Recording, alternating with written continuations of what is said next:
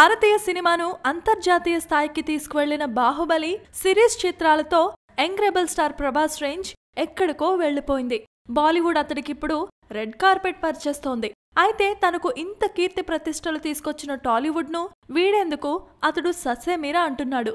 మరోవైపు ముదురు బెండకాయ కాకముందే బాహుబలి పెళ్లి జరిగితే బాగుంటుందని కూడా అతడి అభిమానులు కోరుకుంటున్నారు.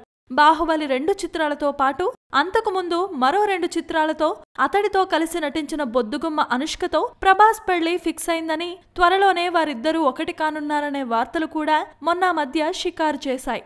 అయితే వెనువెంటనే వాటికి తెరపెట్టేందుకు సిద్ధమైన అనుష్క అలాంటి వార్తల్లో ఎలాంటి నిజం లేదని తేల్చి చెప్పేసింది.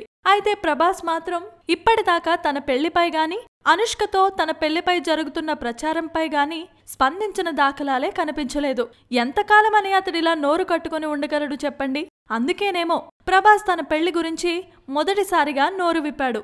ఒక హీరో, ఒక హీరోయిన్ వరుసగా 2-3 సినిమాలు చేస్తే ఇలాంటి రూమర్లు రావడం సహజమేనని ప్రభాస్ తెలిపాడు. ఎలాంటి ఆధారాలు లేకుండా హల్చల్ చేసే ఇలాంటి పుకార్లు మొదట్లో తనకి ఇబ్బంది కలిగించేవని, ఆ తరువాత నెమ్మదిగా వాటిని పట్టించుకోవటం మానేశానని చెప్పుకొచ్చారు. ఇక తన ఇంట్లో పెళ్లికి సంబంధించిన ముచ్చట్లు జోరందుకున్నాయని, త్వరలోనే పెళ్లి జరగవచ్చనే వార్తల్లోనూ నిజం లేదని కుండ బదలు కొట్టేశాడు ప్రభాస్.